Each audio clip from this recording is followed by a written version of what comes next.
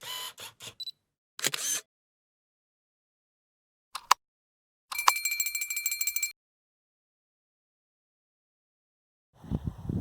everybody, so I was going to do an oil change in this 01 Toyota RAV4. I thought I'd do a quick video for anybody who wants to know how to do it in case you want to save a few bucks next time you need your oil changed. Before you start this process, you're going to want to check your owner's manual, and it'll tell you what weight oil to get as well as the capacity. So with the filter, mine holds 4.4 quarts, and then you're also going to want to buy a replacement oil filter as well. So first thing I like to do is start the car and let it warm up a little bit. This helps clear out any extra junk or debris in your oil, gets it all flowing, and then when you drain it, you should hopefully get a lot of that out in case there is any. Definitely don't want to heat your car up to operating temp, but just warm it up for a few minutes, and then I'll come back and show you the next step. Okay, now I got the temperature gauge rose up a little bit, so I'm going to go ahead and shut the car off now. Next thing you're going to need to do is locate your oil pan. This is mine right here, and there's the drain plug. You're going to want to make sure you get the oil pan and not the transmission pan. This is the transmission pan on mine and the plug. So make sure you take the plug out of the pan that's underneath the engine block and not underneath the transmission. You can probably, if you have trouble finding it, you can probably look up a diagram or some kind of thing that will show you online for your particular car.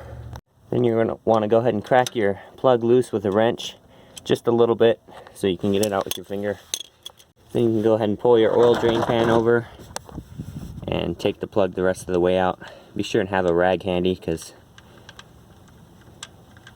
it's going to be a lot of oil coming out. And try not to drop the plug in there, because it's hard to get out sometimes.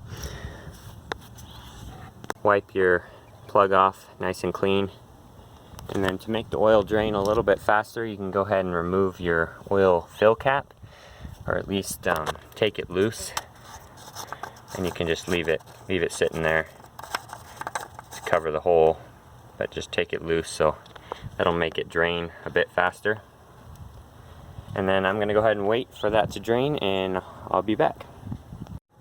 Alright, so it's been a few minutes and the oil is just barely dripping now, so it's pretty drained.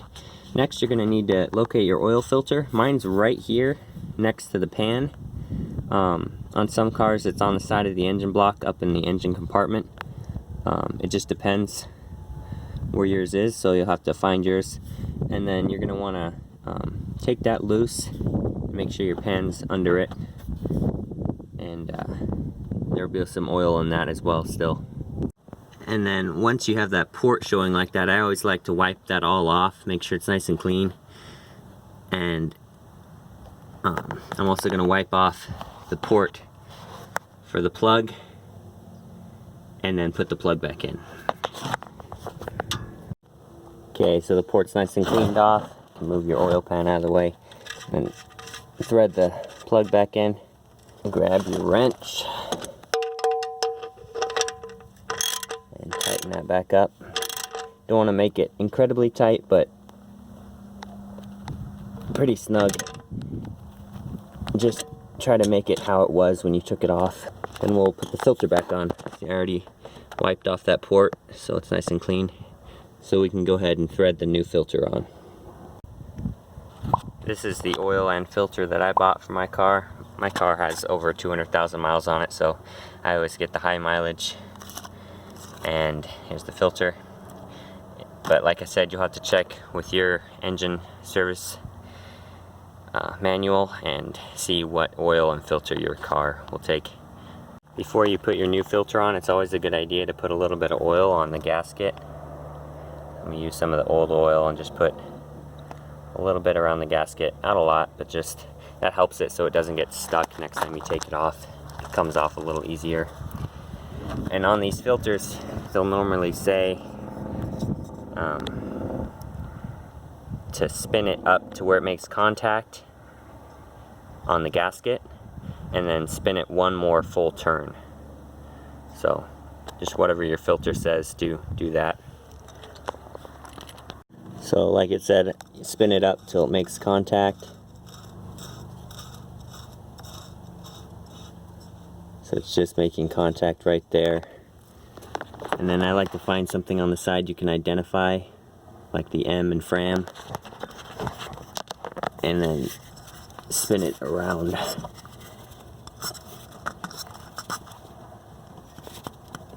Until that is back where it was. Alright, now with the filter and drain plug back in place, I just like to make sure that the filter is tight. Sometimes you have to go a little bit more than a full turn, but just make sure it's snug. And then we can start refilling the oil.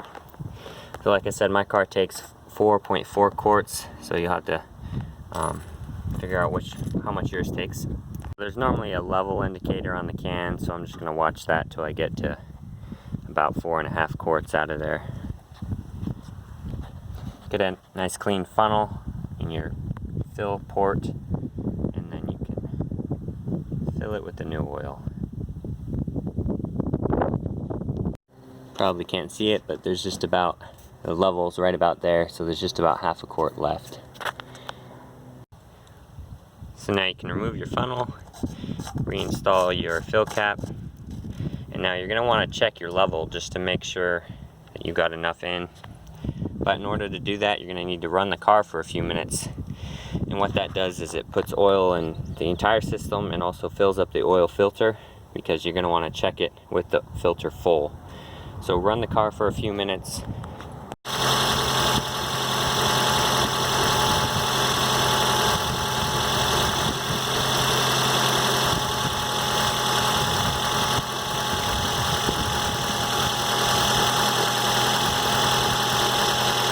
So that's probably good enough. I'm going to go ahead and shut it off now. Now I'm going to wait a few minutes for the oil to drain back into the pan, and then I'll check the level. While I'm waiting for that to drain back down, I'm going to go ahead and put my old oil in my new container here, but I don't use all my oil. My car doesn't take that much, so I had another container with a little bit left in it, so I'm going to combine the two and then pour the oil into this. And once you do that, you can just take that jug to your local auto parts store, and they will take it for you and dispose of it. So that's the easy way to get rid of it. Okay, so now the car's been sitting for a few minutes. I'm going to pull my dipstick out. I'm just going to show you real quick what this means. Your dipstick might look a little different, but mine has kind of a low mark and a high mark there. It'll tell you in your owner's manual what this represents, how much capacity this represents. I think for mine it's about a quart. So you want it to be definitely somewhere in this range, but real close to that high mark. So mine's showing right about there. So that's pretty good. I might add a little, but that's about full on mine. So I think that's about it on this one. If you have any questions, feel free to post them in the comments. I'll try to get back to you as soon as I can. Thanks for watching. I hope this helps somebody, and I'll see you in the next one.